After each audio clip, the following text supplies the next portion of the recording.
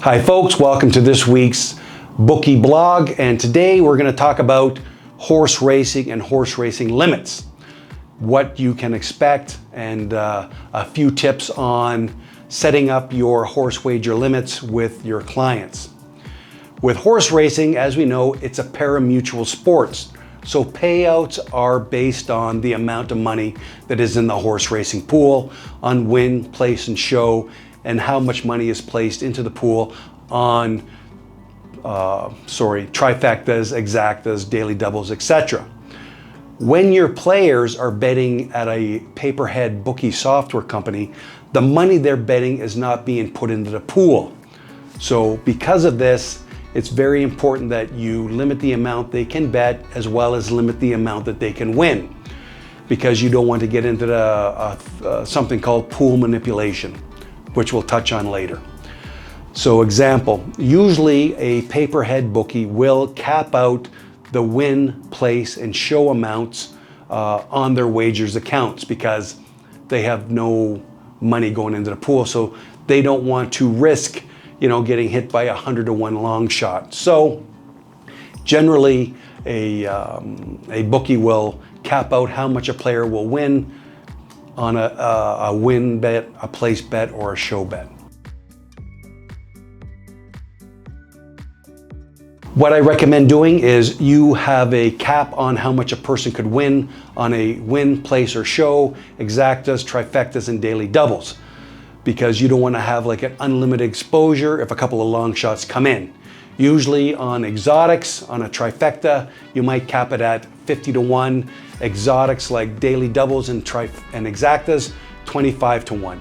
Win, place, and show, you can offer a higher payout on a show and a place or a win, but usually you like to cap those out because, again, somebody might bet $100 and a long shot comes in at 100-to-1 and you're on the hook for a $1,000 payout, which is $900 based on a $100 wager. So general rule of thumb is your paperhead provider provides horse racing on all major tracks across North America and the world. And much like you do limiting players or the wager amounts on sporting events, the smaller the track and the type of racing will dictate how much you're going to bet.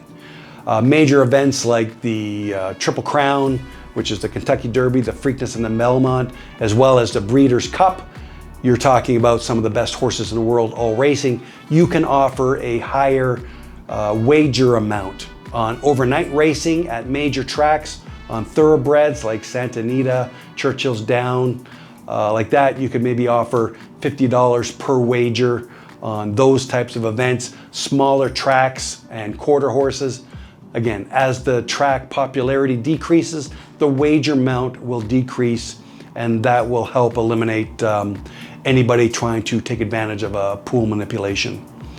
As earlier in this video I talked about pool manipulation, since the money does not go into the pari-mutuels at the track, you will try sometimes large bettors betting a underdog for a lot of money at the track, and a lot of money, I mean $300, $400, $500, so that the odds of the favorite at the track actually will go up, and he will bet the favorite offshore of $1,000 or $2,000 because that money is not going into the pool.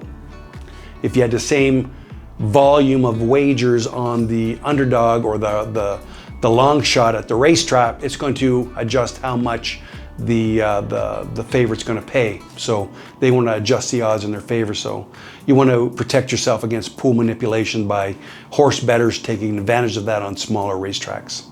Thank you for watching the video. Please like and subscribe below, and add comments in the comment section if you need any additional information.